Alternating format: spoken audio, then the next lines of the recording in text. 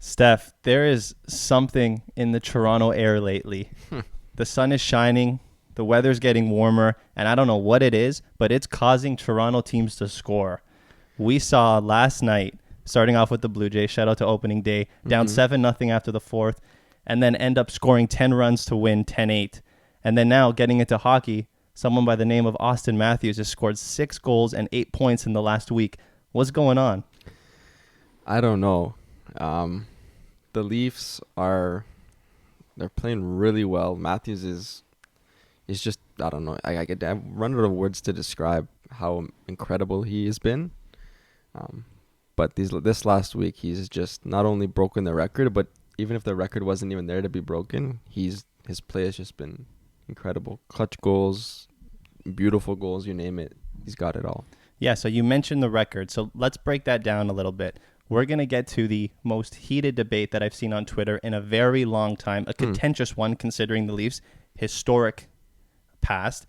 Okay. Austin Matthews gets 50 goals, and he beats Rick Vaive's record at 54. He's currently standing at 56. I have a question for you. Yeah. Is Austin Matthews right now the best Leaf to ever play?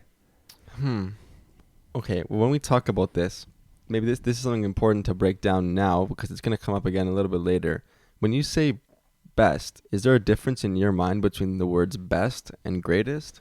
In my mind, no, but if there is in yours, maybe explain that a little bit. Yeah, so I've always had like a difficult time with these GOAT conversations because to me, greatness means winning. There's a component of like winning to the word greatness in my eyes. Okay. But when I think best, I mean like best to ever play, like most skilled. And I think that undoubtedly he's the best. I think if he wins a couple things, even, for the Leafs' sake, goes to a Stanley Cup Finals in the near future, then he probably enters himself into like the greatest Leaf of all time. We saw Kyle Lowry be named the GROAT. I don't know, people don't like that name, but Matthews can be the GLOAT. I think he definitely can be.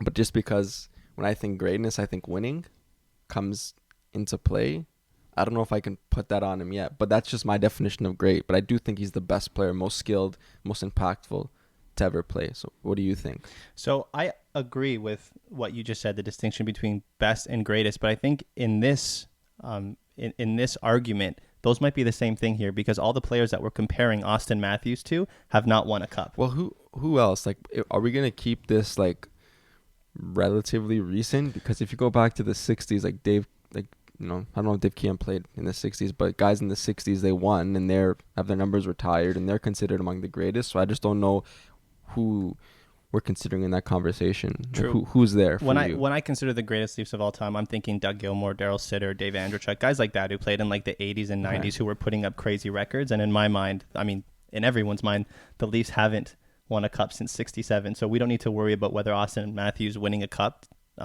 makes him the best Leaf ever. If he does win a cup this year, he is the best Leaf ever. But maybe let's break this down a little bit. So one thing is for sure, Austin Matthews, I think, is currently having the best Leaf season ever in history, especially within the modern era. So when we look at the top 5 seasons in points ever in Leafs history, Doug Gilmour stands in at 127 points, Daryl Sitter at 117. Like they put up a lot of points, but as we alluded to earlier on in a few episodes ago, back in the day they were putting up on average 6-7 goals a game. So it's tougher to compare that. When we think about the top 5 seasons with respect to goals in Leafs history, as we know, Rick Vaive comes in at 54, Dave Andreychuk at 53, Rick Vaive again at 52 and 51, and now Austin Matthews stands there at 56. Yeah. Austin Matthews is having the best goal-scoring season ever, and in the Leafs' 104-year history, get this, only 4 players have scored 100 points in a season, and only 5 players have scored 50 goals or more in a season. Here's the crazy part. At this pace, Austin Matthews is set to become the only Leafs player in history to do both in his career, but most impressively, both in the exact same season, only 4 years into the league. Yeah, he's... Leafs history is so embarrassingly bad, considering we've been around for 104 years, but this season is still incredibly impressive, even with like the Leafs' pretty spotty history in mind. 50 goals and 100 points is there's really no words to describe. He's on another level this year. I just hope he can keep this up moving forward. I think he's only going to get better, so I don't see why he couldn't. But yeah, I think when you put it that way, you bring those numbers up, the other guys who have put up those goals and those points, and like he's among those. If he wins something, or if he even keeps us up for another season or two, he's pretty much it's gonna be cementing his name as the best ever. It just blows my mind with how many fantastic players have played within this organization in the past that no player has ever put up 100 points and 50 goals in the same season ever. And Austin Matthews, only 4 years into the league, is about to do that. And he hasn't even hit his prime yet. One can say that he might be entering it, but he's definitely not in the thick of his prime. And when we look back on his last few seasons, I mean, if it wasn't for COVID, he would have put up 50 the last 2 years as well. You have to think that COVID's taken, on average, maybe 50 goals away from his career? Maybe, like, between all the canceled games, it's got to be, like, somewhere between 30 and 50. Yeah, if one thing is for sure, if you're listening to this and you don't think Austin Matthews is the best Leaf of all time right now, I believe by the end of his tenure with the Leafs, whether he signs again or not after this 5-year, $11.63 million contract is done, he will be the best Leaf of all time. And here's the reason why I say this. The most goals in Leafs history is 420 goals. Do you know who has that in Leafs history? Total? I feel like I've heard this before. Is it Sittler? No, it's Matt Sundin. Oh, it's Sundin. Okay. Yeah, and then the most points in Leafs history is also Sundin at 987. Yeah. Right now, Austin Matthews has 255 goals and 448 points in 400 games. I did the math here. Sundin played 981 games for Toronto, and if Austin does that, which means he would have to re-sign again, he's projected at 625 goals and 1,100 points, which is 225 more goals and 111 more points than Sundin. Wow. Right? So you can't even make the argument that because he doesn't lead this historic organization in goals and points that he's not the best, because by the end of his career he will be. If he stays. Right? This Austin Matthews, this new Austin Matthews that we are seeing, who plays both ends of the ice and who no longer only scores, he puts up points too. It looks like he's going to be a perennial 100-point player in his career. Yeah, I know this is way too soon, but I've even heard people like talking about, could he like catch Ovi in the long run? Like that's interesting, but that just shows how good he is if he's already getting mentioned in these types of conversations. Like, never mind leading the Leafs in all-time goals. Like, could he put himself in the top 10 all-time in general?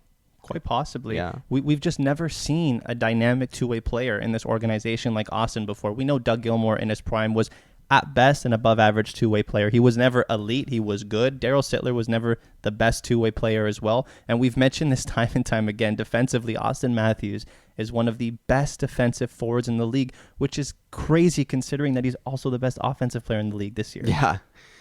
Yeah, he's the way he's adapted, or not even adapted, but just developed his game. Even against Dallas the other night, he took a goal away from Rupe Hintz, just just a beautiful like stick lift, boxed him out in front of the net, or to the side of the net rather. These are things he never would have done, even like a year or two ago. I don't know what sort of entered his mind or what clicked this year, but he's a different player, and he's probably going to win the Hart because of it. Yeah, it's just it's crazy to me to think that we are comparing him to names like Bergeron and Deneau, who like make a living in the defensive zone, and Austin Matthews is being compared to them, like in spite of being the best offensive player in the league right now. I saw a crazy stat on Twitter that showed Patrice Bergeron in his career had something stupid like 91% of all Selke votes ever during his tenure. Crazy. And Austin Matthews is being compared to him on a defensive level as he puts up probably 60 goals this year. Yeah, I think to be put in the same conversation as Bergeron, even if he's not like there yet, even if he's not as good as Bergeron is, like maybe not in some people's minds, I think the numbers suggest he is getting there. That's pretty damn impressive. Yeah, like there's one more thing that I'll say before I hop off the Austin Matthews train for this episode. Like, here's just a little taste from a tweet by James Myrtle during the Dallas Stars game that we saw. You talked about that beautiful play made against Rupe Hintz. Halfway through the game, he was out shooting the entire Dallas team. I saw that. He had 13 shot attempts. 12 of them hit the net. 6 of them were scoring chances. When he was on the ice, all shot attempts at 5-on-5 were 17-6 in favor of the Leafs with a 71% expected goals rate. So Yeah. for anyone listening that doesn't understand what that means, not only is he preventing shots from being taken while he's on the ice, they're not only taking shots against Jake Ottinger or Scott Wedgwood, whoever was playing, but these shots are taken are high percentage, high danger shots. That's what he does. He's prolific at both ends of the ice. I think Austin Matthews right now is the best Leaf to ever play. I have a hard time disagreeing with that. Definitely the best. Like I said, if he does anything that represents any amount of success, he will be. Could you just imagine the statues that will be built of him? And let's not forget about Mitch Marner either in this conversation. If they win the cup while they're both here, oh my gosh, they're going to be like legends forever. We talk about Matt Sundin, who we watched growing up and we loved, and we still love him. He's on Legends Row. He didn't win a cup. Just imagine that, a level of love and fame, like times, I don't know, 1,000 if they win a cup. So I'm really excited to see what they can do. Hopefully for their sake and quite frankly for the fans' sake, that they can do something. Mm-hmm.